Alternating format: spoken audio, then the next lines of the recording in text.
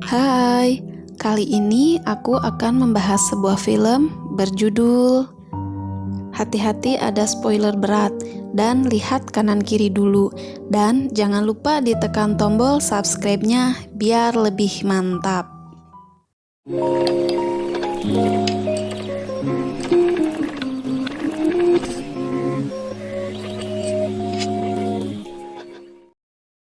Film ini dimulai pada tahun 1959.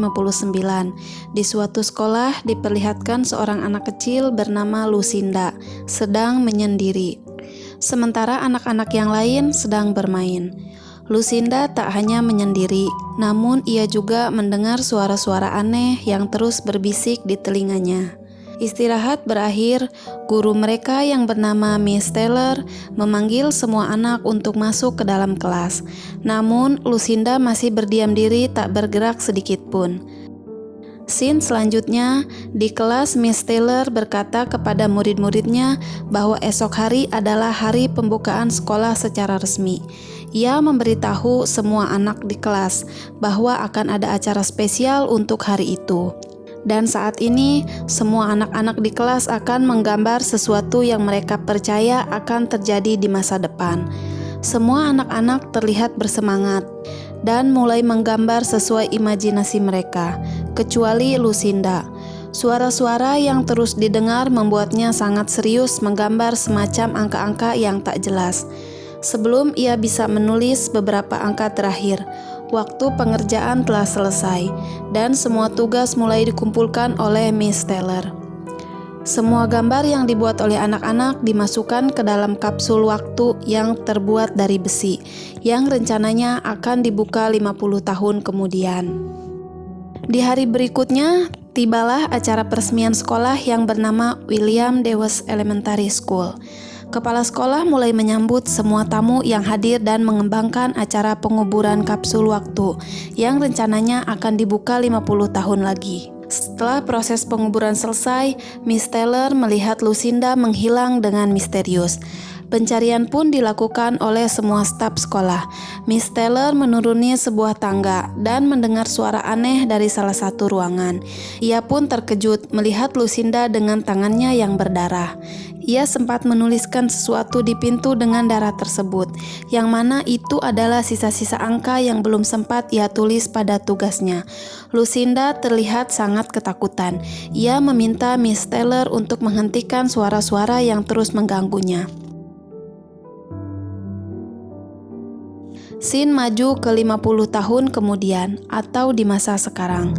Seorang ahli antropofisika bernama John sedang mengalami kesulitan mengontrol depresinya setelah kehilangan istrinya beberapa waktu yang lalu. Ia minum-minum sambil terus menghayal. Di rumahnya, John juga memiliki seorang anak bernama Caleb yang mengalami depresi sama sepertinya. Keesokan harinya, di sekolahnya Caleb, yakni William Dewes Elementary School, kepala sekolah saat ini mengumumkan acara pembukaan kapsul yang ditanam 50 tahun yang lalu. Untuk membukanya, kepala sekolah meminta Miss Taylor yang kini berusia sangat tua untuk melakukannya. Kapsul waktu pun dibuka dan setiap anak menerima semacam amplop berisikan gambar-gambar 50 tahun yang lalu. Caleb menerima amplop milik Lucinda yang kita tahu kertasnya berisi banyaknya angka, bukannya gambar. Saat Caleb mulai menatap angka-angka, ia pun mulai mendengar suara-suara aneh yang berbisik di telinganya. Caleb juga merasa melihat sesuatu dari kejauhan, namun terlihat tidak ada apa-apa.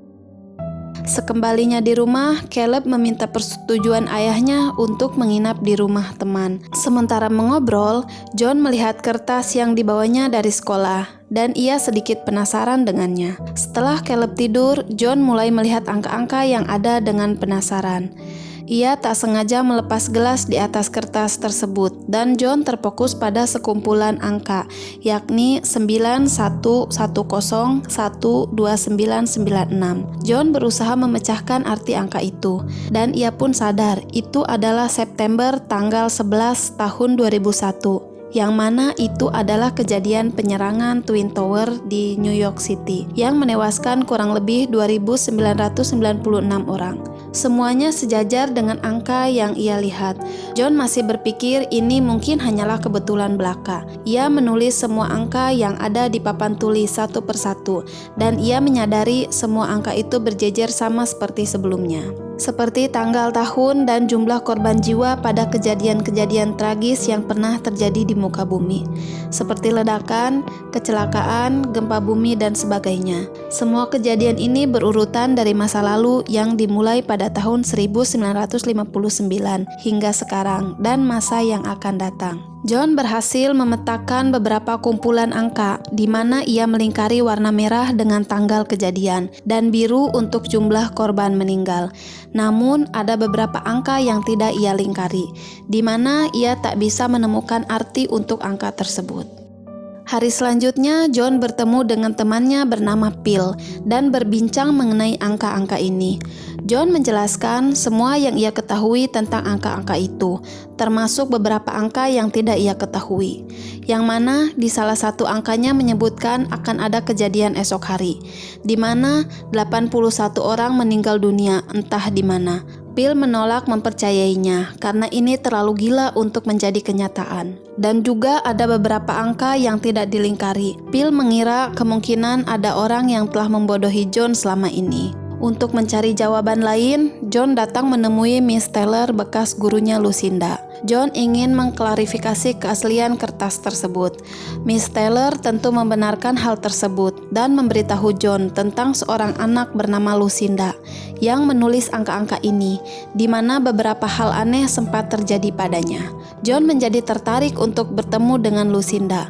Sayangnya, Miss Taylor mengatakan Lucinda ini telah meninggal akibat overdosis beberapa tahun yang lalu. Kembali ke rumah John yang gabut, ia melanjutkan kembali mencari kotak yang lain. Tiba-tiba ia melihat dua orang asing berhenti di depan rumahnya. Caleb mendekati mereka dan mereka pun memberikan sebuah batu tanpa berucap satu kata pun, yang tentu membuat John curiga. Ia mengingatkan Caleb untuk tak boleh mendekati orang asing lagi. Selagi John mencari informasi tentang Lucinda di Google, adiknya Grace mengagetkannya. Grace menginginkan sesekali John mengunjungi keluarganya, karena sudah lama John tak berbicara dengan ayahnya. Tapi John menolaknya, sebab ia memiliki masalah hubungan dengan orang tuanya. Dikarenakan mereka beragama, sedangkan John adalah seorang ateis. Jangan dicontoh ya guys.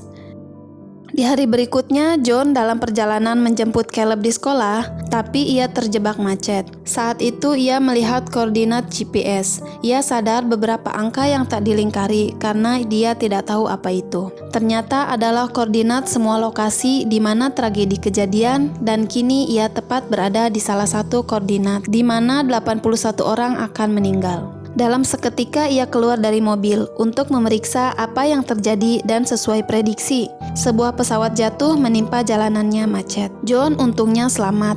Ia mencoba menyelamatkan seberapa yang bisa ia selamatkan. Sekembalinya ke rumah, John menjadi semakin pusing dengan hal yang baru saja menimpanya. Saat John melihat kabar di internet, ia pun melihat 81 orang meninggal kemarin sesuai dengan perkiraan. Di malam itu, seorang pria aneh berjalan ke dalam kamarnya Caleb. Caleb pun terbangun dan pria aneh itu menunjukkannya penglihatan akan kehancuran dunia. Melihat itu, Caleb berteriak, membuat John segera masuk ke kamar dan memeluk Caleb. Dari jendela, John melihat pria aneh itu. Ia segera berlari memeriksanya, namun pria aneh itu sudah menghilang. Di pagi berikutnya, John yang lagi gabut pergi ke museum bersama dengan Caleb. Di museum, ia sengaja mengikuti seorang wanita dengan anaknya. Dia pun berkenalan, di mana wanita tersebut bernama Diana, alias anaknya Lucinda. John mengutarakan maksudnya mengikuti Diana, yaitu tentang ibunya Lucinda. Diana tiba-tiba menjadi kesal berbicara tentang ibunya. Namun John tetap menjelaskan semua prediksi ibunya telah menjadi kenyataan. Tersisa 2 prediksi yang akan terjadi, di mana kejadian terakhirnya akan terjadi pada 19 Oktober atau 3 hari berikutnya. Ia membutuhkan bantuan Diana, namun Diana terlihat tidak mau membantu John dan malah pergi dengan anaknya yang bernama Abby. Kemudian di rumah ada sebuah berita tentang ancaman seorang teroris. John berusaha mencari lokasi kejadian selanjutnya menggunakan angka GPS. John pun menemukannya, yang adalah lokasi kereta bawah tanah. Ia pun mencoba memperingati polisi. Dan singkat cerita, John sampai di stasiun dan berusaha mengejar seseorang yang ia curigai adalah teroris. Polisi pun ikut mengejar. Sayangnya orang itu hanyalah pencuri DVD biasa. Kereta mulai bergerak, namun dari kejauhan terlihat kereta tak terkendali sedang menuju ke arah mereka, dan terjadilah kepanikan massal saat semua orang mencoba keluar. Dari kisah mereka, semua terbunuh akibat insiden itu. Scene menunjukkan John bersama beberapa orang selamat dari kejadian itu. Ia pun kembali ke rumah dan kaget Diana dan anaknya sudah menunggu di depan rumah. Ia memberitahu John bahwa kejadian terakhir pada 19 Oktober bertepatan dengan hari ketika Lucinda berkata ia seharusnya mati.